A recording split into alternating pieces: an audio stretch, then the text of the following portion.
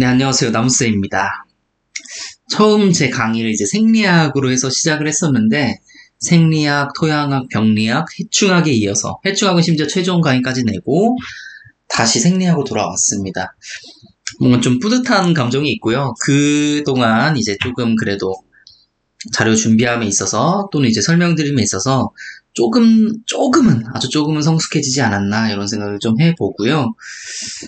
자, 생리학을 다시 좀 들어가 볼 텐데, 생리학 같은 경우에는 이제 첫 강의 때 제가 말씀드리긴 했어요. 생리학 첫 강의 때 말씀드렸었는데, 가장 기초가 되는 부분입니다. 기초가 되는 부분이기 때문에 이 생리학 전체는 이해를 하셔야 돼요. 이해를 하셔야 되고, 그러기 때문에 강의가 아마 가장 많아질 거예요. 예. 제가 그 요약본 해서 좀 참고를 해봤는데, 대충 계산해 보니까 한 25강 정도 나올 것 같아요. 해충학이 11강에 끝난 거에 비하면 굉장히 많이 나올 것 같죠. 25강 또는 20강 정도에 아마 끝날 것 같습니다. 일단 최대한 진행을 해보겠습니다. 바로 진행해 볼게요. 자, 수목 생리학이고 산림 토양과 무기 영향에 대해서 말씀드려 볼 겁니다. 산림 토양과 무기 영향에 대해서 말씀드려 볼 건데, 이 산림 토양과 경작 토양의 비교, 이런 부분은 사실 토양학에서 다룰 거예요. 토양학에서 다루는 게 훨씬 더 정확하고, 두 번 하면서 좀 헷갈릴 수 있는 부분들이 있기 때문에 토양학에서만 다루기로 하고요. 자, 무기영양소의 역할도 마찬가지로 토양학에서도 다루는데, 토양학에서 좀 더 자세하게 다룰 겁니다. 그리고 이 생리학에서는 일단 가장 기본적인 각 원소별 특징들, 어떤 역할을 하는지 정도 한번 볼 거예요. 한번 들어가 보겠습니다. 첫 번째, 무기영양소가 어떤 역할을 하는지, 어떤 기능을 하는지. 첫 번째는 식물 조직의 구성 성분입니다. 말 그대로 식물의 일부로 되는 건데, 칼슘 같은 경우에는 세포벽, 자, Ca가 칼슘이죠. 다음 Mg, 마그네슘 같은 경우에는 엽록소의 중앙이 Mg로 되어 있어요. 쭉쭉쭉쭉 이런 식으로 뻗어 있고, 여기 N 이런 식으로 되어 있어요. 이렇게 엽록소의 구조에 보면은 Mg가 이렇게 나와 있고, 마그네슘이죠. 다음 죄송합니다. 아직 가래가 좀 있어가지고. 자, 질소와 황입니다. 질소와 황 같은 경우에는, 황은 일단 단백질, 아미노산의 구성성분이고, 질소. 그렇죠, 질소. 질소는 이 아미노산에 거의 다 들어가 있어요, 아미노산. 아미노산이 모여서 뭐가 되죠? 단백질이 되죠? 이 부분 알고 가시고, 아미노산 자체가 대부분 질소로 이루어져 있기 때문에 식물의 조직의 구성 성분인 겁니다. 자, 다음 P는 인입니다. 인은 세포막의 주요 성분인 인지질, 그리고 정말 중요하죠. DNA가 이렇게 있고 유전적인 부분을 차지하는 핵산, 여기를 인이 차지하고요. 인 같은 경우에는 굉장히 또 중요한데, 우리 ATP, 에너지라고 불리는 부분에 이 P, 포스페이트가 또 인입니다. 인산이고. 자, 두 번째 볼게요. 무기영양소의 역할 두 번째, 효소의 활성제입니다.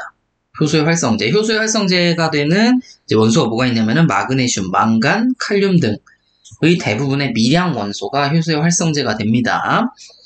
자, 세 번째, 삼투압 조절제인데, 이거는 알아가시면 좋아요. 삼투압 조절하는 거는 칼륨, 그리고 나트륨, 이렇게 있어요. 그래서, 삼투압 관련 내용들이 나오면은, 이 칼륨과 나트륨에 대한 얘기가 거의 필연적으로 나오게 될 겁니다. 나중에 가시면 또 볼 수 있고요. 자, 다음 완충제입니다. 완충제는 인, 그리고 유기산 완충제로는 칼슘, 마그네슘, 칼륨 이런 것들이 있어요. 이런 거 뭐라고 하죠? 이런 거 사실 토양학에서 보시면은 이제 양이온 치환 용량 알고 계시죠? 양이온 치환 용량에 있어서 가장 중요한 역할을 하는 애들이죠. 이렇게 얘네들이 이제 완충 역할을 하는 겁니다. 이제 예를 들어서 중성 토양인데 뭐 산성으로 바뀌려고 해. 그쵸? 이 산성으로 바뀌려고 하는데 그 산성으로 좀 못 바뀌게, 산성으로 잘 안 바뀔 수 있게 완충 역할을 해주는 애들, 그런 애들. 칼슘, 마그네슘, 칼륨 있고요. 다음 보겠습니다. 막의 투과성 조절제로도 쓰이는데, 요건 칼슘이라고 보시면 될 것 같아요. 칼슘. 칼슘은 우리 사람한테도 뭔가 뼈가 단단해지는 그런 느낌이죠. 뼈를 튼튼하게 하고 이런 느낌이죠. 식물한테도 마찬가지예요. 식물의 세포벽, 세포막에 뭐 이런 영향을 주는, 좀 더 강화시키는 이런 역할을 하기 때문에 칼슘은 인간의 역할과 약간 같이 비교하면서, 비교는 아니죠. 같이 비슷하게 가시면 될 것 같습니다. 자, 그럼 한번 필수 원소에 한번 봐볼게요. 필수 원소. 필수 원소란 뭐냐면은 첫 번째로는 꼭 필요하다는 얘기예요. 꼭 필요. 그러니까 얘가 없으면은 예를 들어서 필수 원소 12번째 이 원소가 없어요. 그럼 얘는 죽습니다. 굉장히 중요한 얘고요. 자, 보겠습니다. 탄소, 산소, 수소는 CO2와 H2O를 통하여 얻기 때문에 무기영양소에 포함시키지 않는다. 이 부분 4회차 때 나왔어요. 4회차. 네, 나무의사 4회차 때 필기 때 나왔는데 중요한 부분입니다. 이 탄소, 산소, 수소는 무기영양소에 포함시키지 않아요. 무기영양소에 포함시키지 않습니다. 이렇게만 알고 계시고, 자, 필수원소 이외의 원소들이 있는데 필수원소는 꼭 필요한 애들이지만 어느 정도 좀 필수적이다. 하지만 얘가 없어도 죽진 않는다 라고 하는 얘들, 실리콘과 나트륨과 코발트 이렇게 있습니다. 실리콘 같은 경우에는 이 화분과 식물에서는 꼭 필요해요. 화분과 식물에서는 없으면은 화분과 식물은 죽습니다. 하지만 이제 그 이외의 식물들에는 실리콘이 없어도 살 수 있기 때문에, 그래서 필수원소 이외의 원소로 이 실리콘이 들어가는 거고요. 이 화분과 식물에서 내병성을 높여주고 생장을 촉진시키는 역할을 이 실리콘이 합니다. 자, 다음 나트륨. 아까 나트륨 뭐라고 했었죠? 삼투압 조절제라고 했었죠? 염분 나오니까 삼투압. 그렇죠? 염분이 많은 땅에서 자라는 식물에서 삼투압을 유지하는데 필요한 나트륨이고요. 다음 코발트입니다. 코발트는 어디서 가져가셔도 되지만은 질소고정 질소고정세균에서 식물에서 필요한 필수원소, 질소 고정하는 미성물과 식물에서 필요한 필수원소입니다. 질소를 고정할 때 이 코발트가 꼭 필요하다, 이렇게 알고 가시면 됩니다.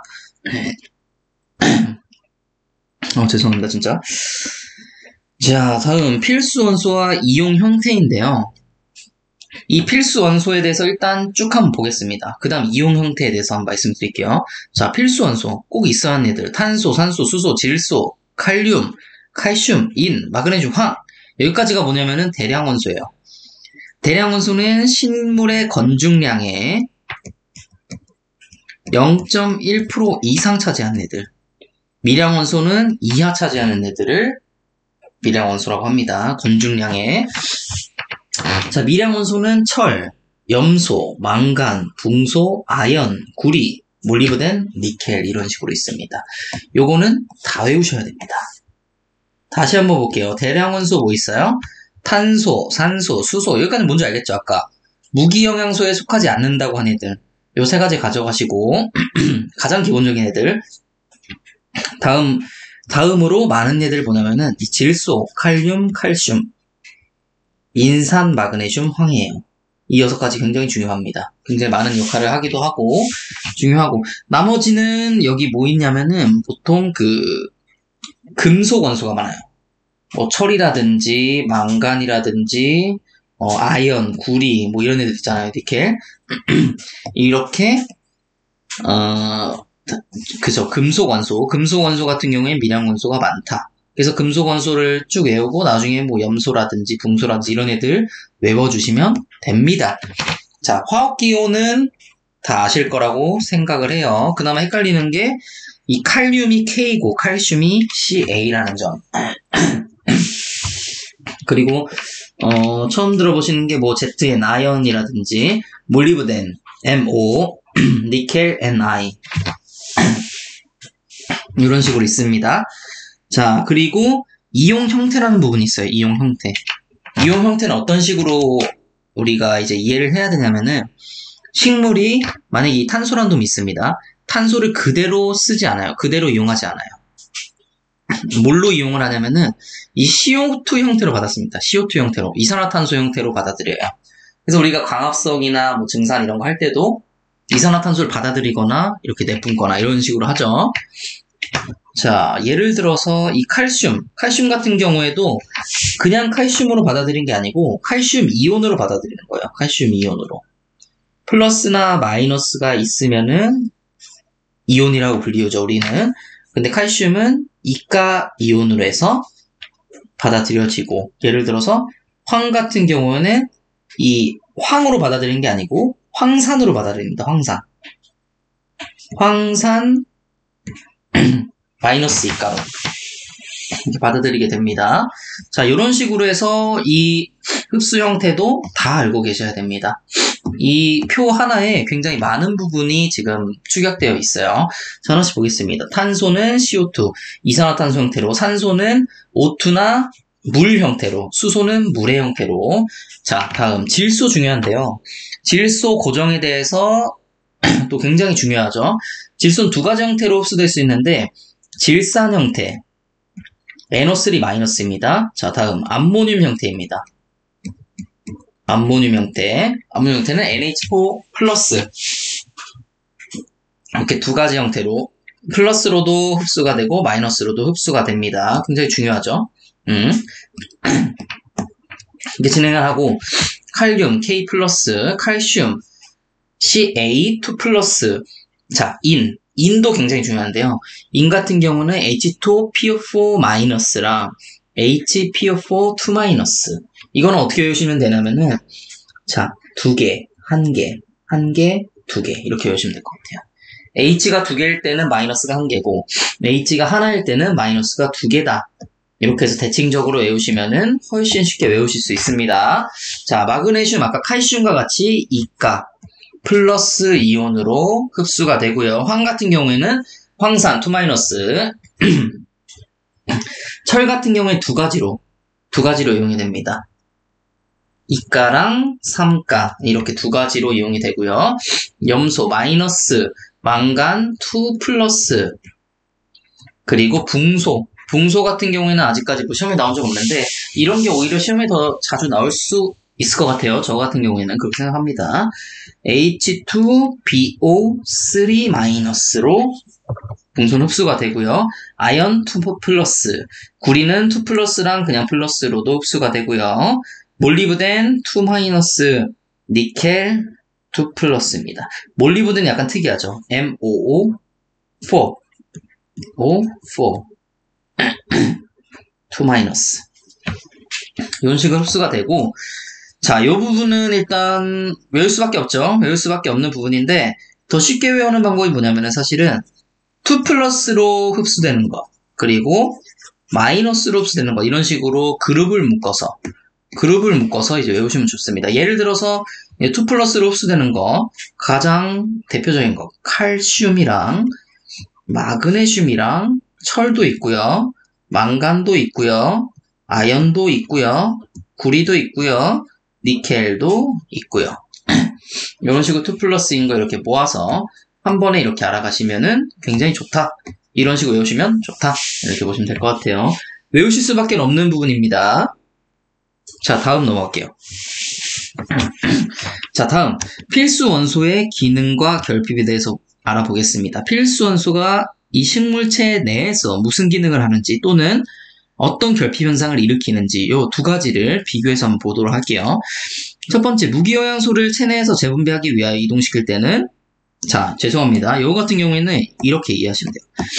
자, 이 필수 원소가 이동함에 있어서 중요한 부분 따로 보시면 될 것 같아요. 자, 무기영양소를 체내에서 재분배하기 위하여 이동시킬 때는 목부를 이용하지 않고 사부를 이용한다고 합니다. 자, 무기영양소를 체내에 재분배할 때는 뭐라고요? 사부를 이용한다고 합니다. 우리 사부로 뭐가 나왔었죠? 그죠? 탄수화물. 잎에서 만들어진 이 탄수화물이 우리 사부를 통해서 이동을 했었잖아요. 그와 마찬가지로 무기영양소도 사부를 통해서 이동한다. 이렇게 보시고, 이동이 잘 안 된다는 것은 사부로의 적재가 잘 안 된다는 뜻이라는 점 이렇게 알아주시면 좋을 것 같습니다. 이동이 잘 안 되는 원소에 대해서도 우리가 배울 거예요. 이 이후에 배울 건데, 뭐 예를 들면은, 뭐 칼슘, 붕소, 뭐 이런 애들이 있어요. 예? 뭐 철 이런 애들이 있는데, 이런 애들 느립니다. 이동이 잘 안 되고, 그런 애들은 사부로의 적재가 잘 안 된다. 이렇게 보시면 될 것 같아요. 사부로 이동을 하는데, 사부로의 적재가 잘 안 되니까, 이동이 잘 안 되는 거고요. 자, 보겠습니다. 질소.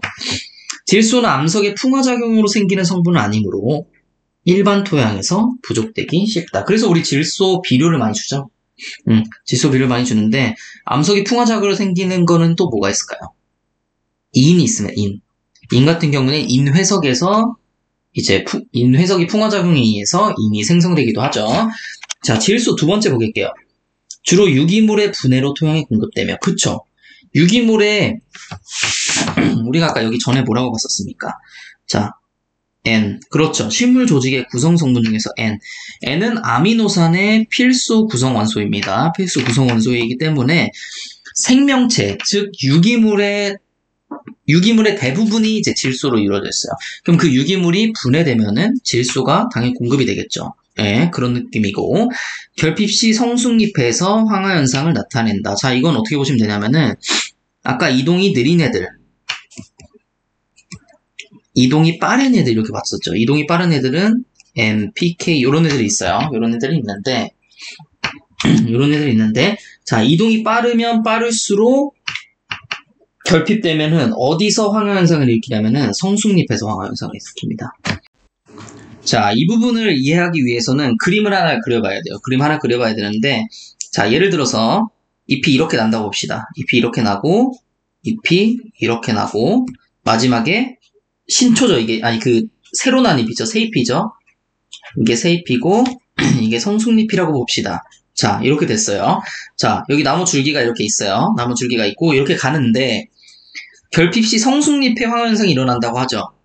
근데 이동이 빠른 건 NPK예요. 그러니까 질소는 굉장히 빠르게 이동을 합니다. 굉장히 빠르게 이동을 해서 여기에 거치지 않고 쭉 끝까지 가는 거예요. 이렇게 새잎으로. 자, 질소 같은 경우에 분홍색으로 보겠습니다. 새잎으로 가는 거예요. 하지만 이동이 느린 애들은 어떻게 되겠어요? 이동이 느린 애들은 주황색으로 볼 텐데, 자, 이동이 느린 애들은 여기까지 못 가고 그나마 여기까지를 가는 거예요. 성숙잎까지만. 그러면은 결핍 현상이 어떻게 되냐? 자, 이동이 빠른 애들 같은 경우에는 다 세이프로 가버렸죠. 그렇기 때문에 성숙잎에서 황화 현상이 나타나는 겁니다. 왜냐하면은 세이프로 가고 그 다음에 2% 가고 그 다음에 2% 가야 되는데 이렇게 가야 되는데 이게 결핍돼서 부족한 거죠. 질소가. 이렇게 성숙잎으로 가지 못한 거예요. 이게 성숙잎에서 황화 현상을 일으키는 거고, 자, 느린 애들은 여기 갔다가 꾸역꾸역 채워서 여기까지 가야 되는데 그걸 못 가는 거죠. 부족하기 때문에. 그래서 이 성숙잎까지밖에 못 가기 때문에 오히려 어린 잎에서 황화 현상을 일으킵니다. 자, 이렇게 알아두시면 됩니다. 자, 이거는 외우기 위해서 제가 이렇게 설명을 드리는 거예요. 자, 보겠습니다. 다음 인입니다. 인은 강화성과 호흡작용에서 당류와 결합하여 여러가지 대사를 주도한다. 그렇죠. 이 인 같은 경우에는 우리 광합성이랑 호흡대, 이 광합성이랑 호흡에서 뭐 예를 들어서 켈빈 회로라든지 아니면 그 TCA 회로 이런 거 돌릴 때 뭐 ADP에서 ATP가 되고, 그쵸? 뭐 ATP에서도 ADP가 되고, 이런 식으로 막 이렇게 움직이면서 대사를 조절을 했었죠. 네, 이런 부분을 말하는 겁니다. 그리고 두 번째, 결핍 시 소나무의 잎의 경우는 자주색을 띈다. 자, 이런 부분들 체크해 가세요. 인이 부족한 경우 자주색을 띱니다. 그 무슨 뭐 예를 들어 소나무가 아니더라도 자주색을 띌 수도 있죠. 띌 수도 있는데 이게 왜 중요하냐면은 다른 원소 같은 경우에 결핍할 시에는 자주색을 띠지 않습니다. 이 자주색을 띠는 거는 이 인만의 특성이기 때문에 알아가시라는 거고요. 자, 다음 칼륨 보겠습니다. 칼륨 조직의 구성 성분은 아니기 때문에 유기질 형태로 존재하지 않고요. 그쵸? 아까 유기질 형태로 존재하는 거 뭐라고 했어요? N. 그렇죠. 그 유기물에 가장 많다고 했잖아요. N이 질소가.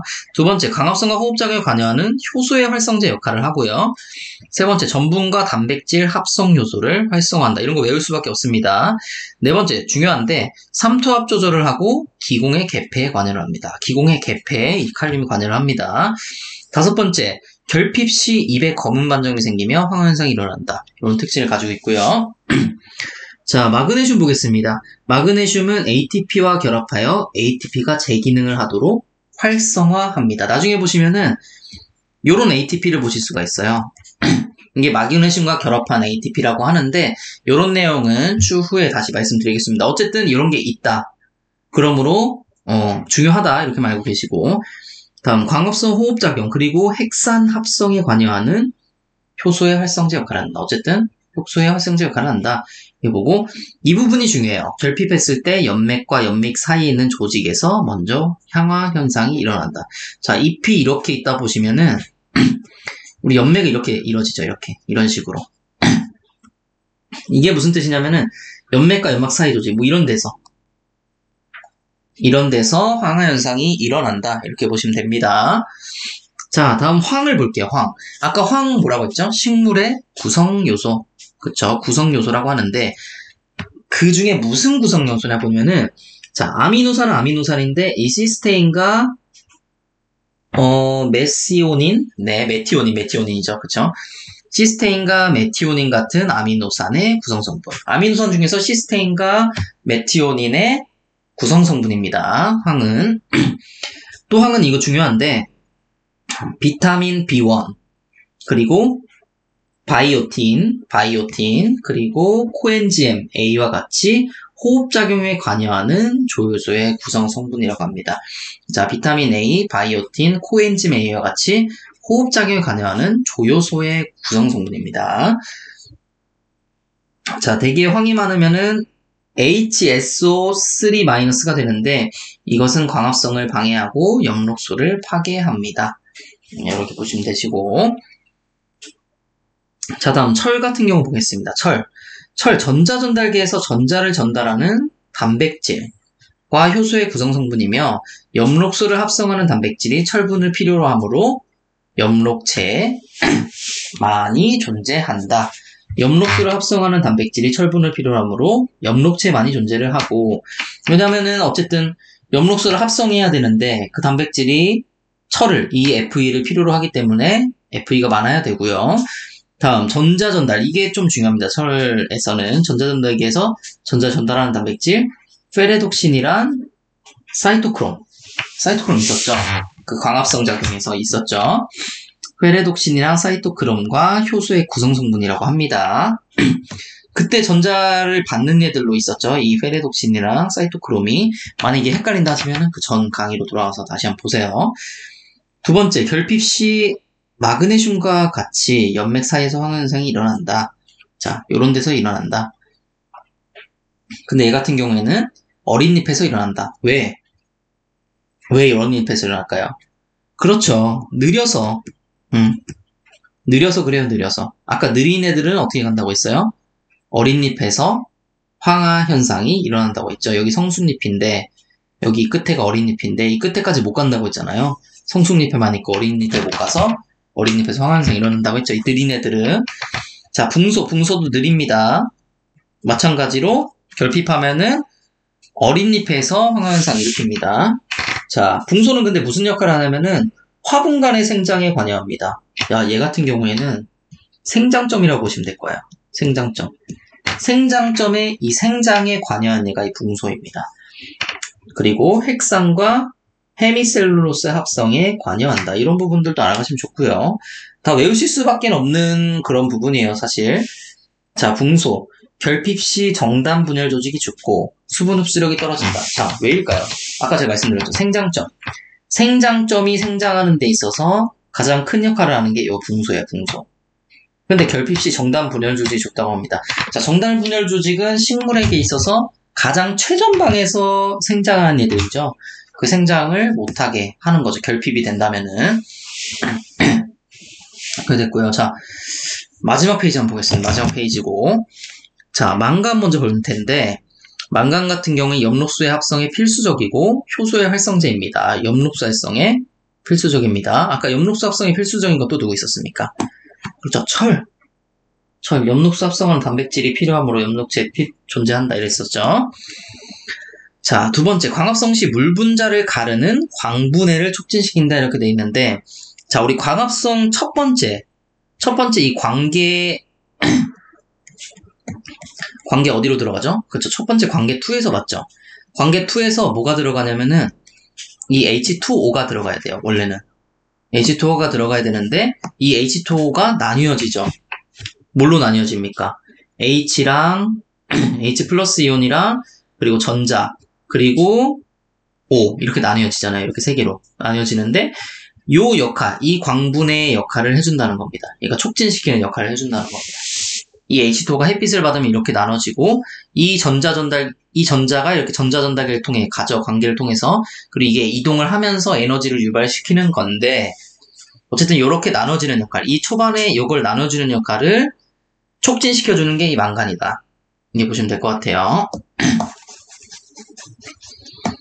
자, 그리고 결핍 시 잎의 반점을 만들며 망간은 체내에서 이동이 잘 안 된다.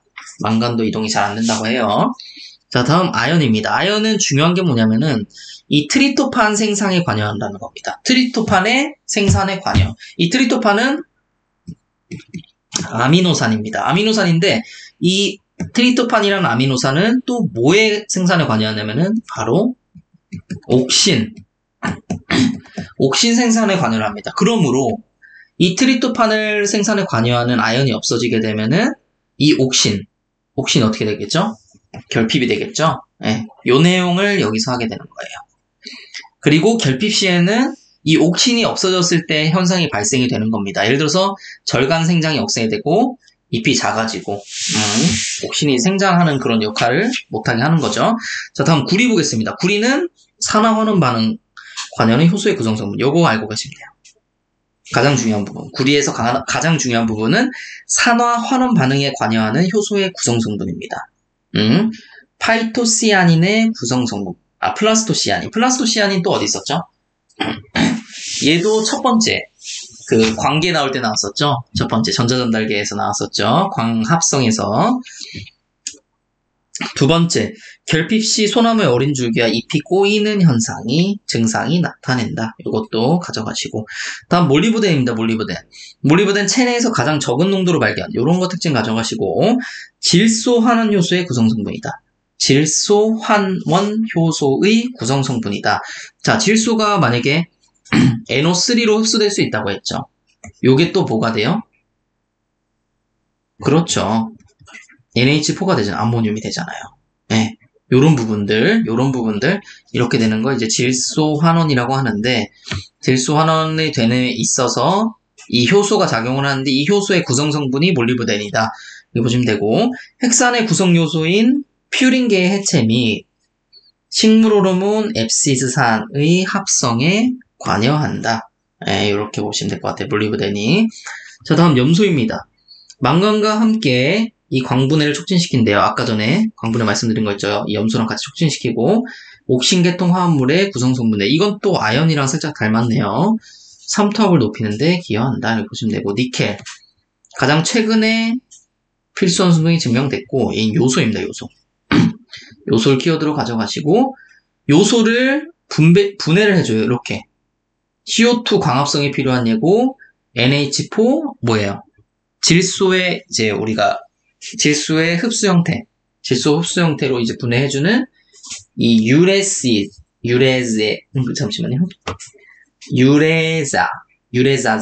네, 하여튼, 유레이즈 효소의 구성 성분이다. 보시면 될 것 같아요. 자, 요거 두 개는 그냥 이제 기본서에 있는 내용을 적어봤는데, 중요한 것 같아서 적어봤어요. 자, 토양 산도에 따른 무기영양소의 유용성 변화. 토양이 상성화되면 치황성 알루미늄이 되어 식물이 흡수하여 체내에 축적된다. 독성을 띨. 오케이. 요런 거 같은 경우 이제 토양학에서 좀 더 자세히 배울 겁니다.